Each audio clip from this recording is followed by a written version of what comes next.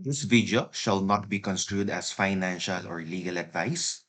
The content creator is not responsible for any action that the viewers take as a result of watching this video.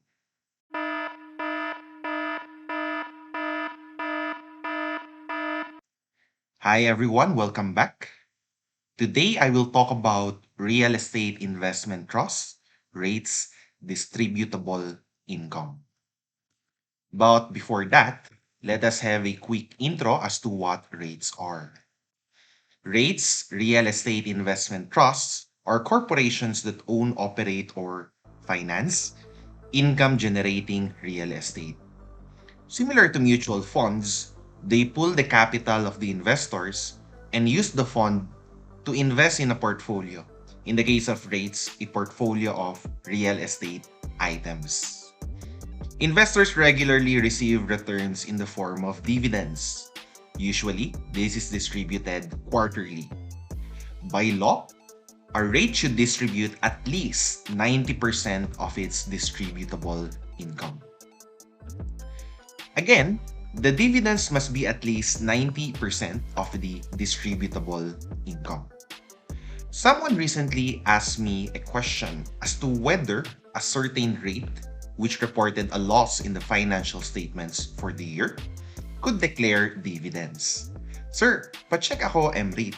Nag-negative yung income, paano sila makaka-declare ng dividends? He was talking about MegaWorld's REIT, the MREIT. MREIT's financial performance as at December 31, 2023, which has shown a bottom line of around negative 176 million pesos. Let's zoom this to get a better view. So, is it possible to declare dividends if the net income is negative? To answer this question, let us refer to Republic Act number 9856, which together with its implementing rules and regulations provide a legal framework for REITs. In this law, distributable income is defined as net income as adjusted for unrealized gains and losses or expenses, and impairment losses and other items in accordance with internationally accepted accounting standards. Distributable income excludes proceeds from the sale of the REIT's assets that are reinvested in the REIT within 1 year from the date of the sale. Clearly, this provision gave us 2 points. Number 1, we will have as our starting point the net income as defined by the accounting standards in the Philippine context. It is the Philippine Financial Reporting Standards, also known as PFRS, which is very much aligned with the International Financial Reporting Standards, which we call IFRS. And second, there are certain adjustments that needs to be made from the net income presented thereon. So what are these adjustments? In the implementing rules and regulations of the RA 9856, we would find under Rule 4, Section 4, the following provisions. E. Distributable income excludes proceeds from the sale of REITs assets that are reinvested by the REIT within 1 year from the date of the sale. Gain from the sale, however, shall form part of distributable income. So far, everything is good here. Indeed, the accounting standards would exclude the proceeds from the sale of the REIT's assets from the net income, but it would incorporate the gain or loss in the calculation of such.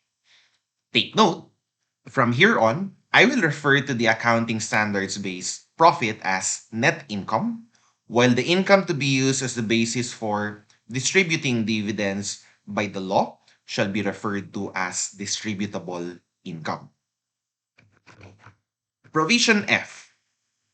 The income distributable by the REIT shall be adjusted by deducting the following unrealized or non-actual gains and losses.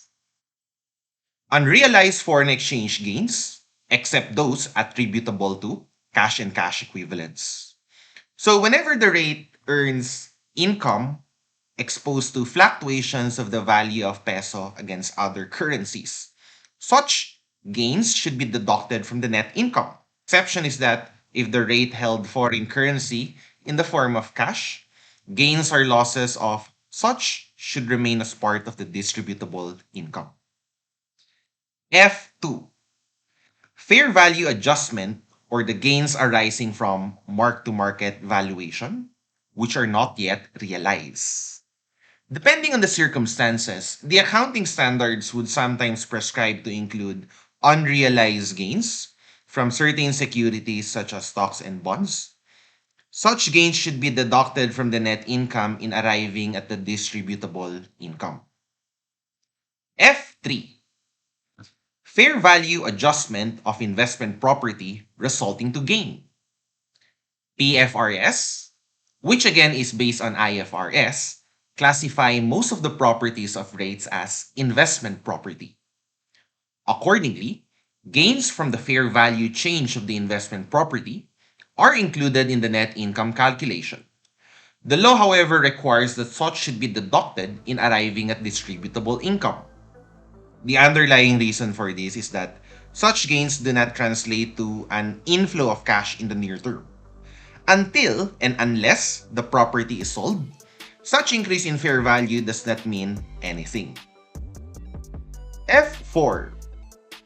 Also to be deducted is the amount of recognized deferred tax asset that reduce the amount of income tax expense and increase the net income and retained earnings until realized. Deferred tax assets are basically future period tax savings that arise as a result of timing differences between accounting net income and taxable income. I'm going to spare you the details of what this is. Just as we are reconciling the accounting net income to distributable income right now, tax accountants also reconcile the accounting net income to taxable income. In the process, such deferred tax assets or sometimes liabilities may arise.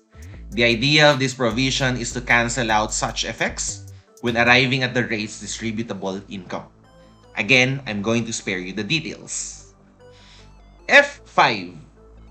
Adjustments due to the deviation from any of the prescribed accounting standards, which results to a gain. I may be wrong in interpreting this one, but based on how I understand this, a correction of error in implementing the accounting standards resulting to a gain in the current period should be deducted as it should already be when we calculate the net income. So I do not think there would be any changes in the net income as a result of this one. F6. Other unrealized gains or adjustments in income as a result of certain transactions accounted for under Philippine Financial Reporting Standards. This may be a catch-all provision to deduct all unrealized gains, that is, items of income that do not translate to cash inflows soon. For example, the accounting standards typically even out the rental income throughout the contract period. Say if the annual rent is 100,000 in the first year, with an agreement to increase 5% each year for the next 5 years. The standards would prescribe adding up each of the annual rental income during the 5-year contract period, then divide the sum by 5 so that each year will report the same rental income. While the provisions under F tells us about the adjustments in the form of deduction, item G lists the items to be added back.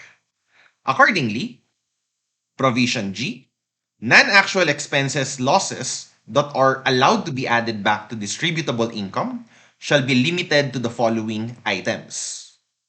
G1. Depreciation on the revaluation increment after tax.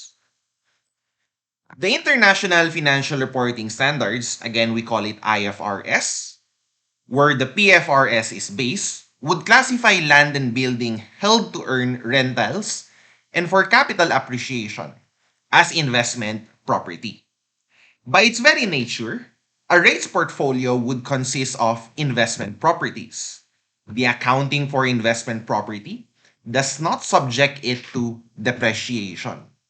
Thus, for real estate portfolio, no depreciation expense is to be recognized for these items, so this provision is not applicable to such properties.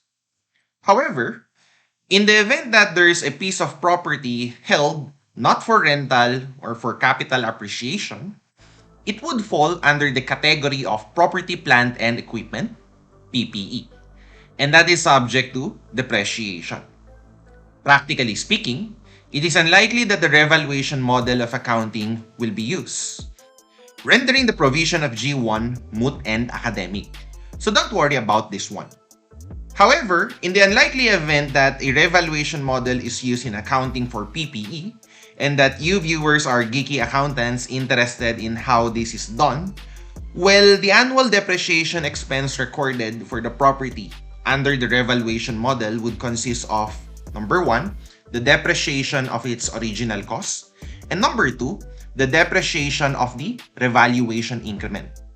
According to this provision, the latter should be added back to net income. To satisfy the requirement of this provision, the depreciation expense should be offset by the periodic transfer of revaluation surplus to retained earnings, thereby effectively canceling the depreciation effect of the revaluation increment. Now, if you're not able to follow that, don't worry about it. Again, more likely this provision would moot and academic. G2, adjustment due to from any of the prescribed accounting standard which result to a loss. The provision is basically the same as the one in F6, except that this pertains to losses rather than gains. If in provision F6, we deduct the gains resulting from the accounting treatment, G2 is about adding back losses resulting from such a treatment to cancel its effect on net income. Next, we have G3, loss on the fair value adjustment of investment property after tax. As mentioned in F3, a fair value adjustment of investment property resulting to a gain should be made.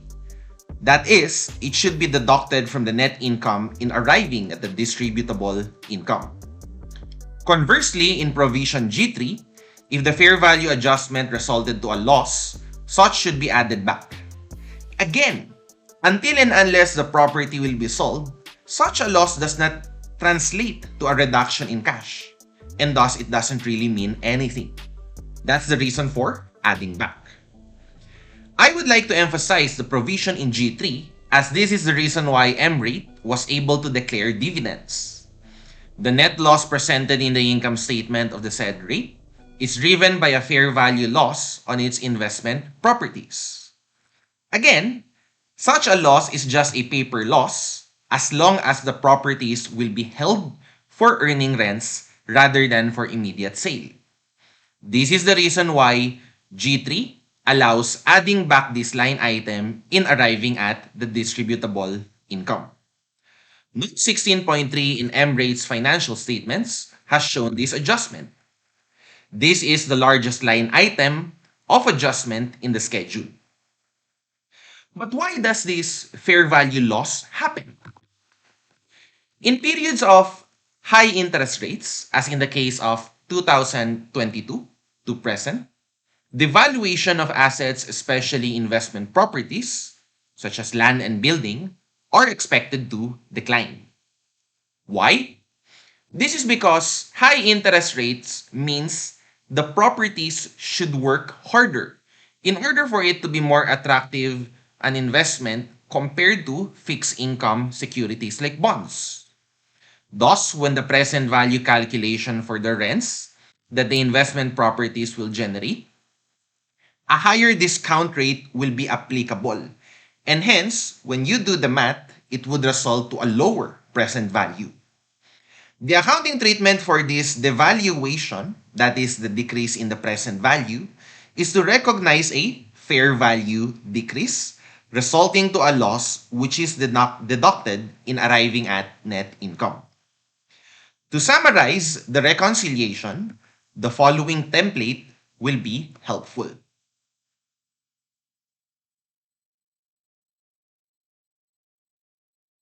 I hope this helps you. Like, share, and subscribe. Like this video if you find this helpful. Hit that notification bell to be updated for future videos.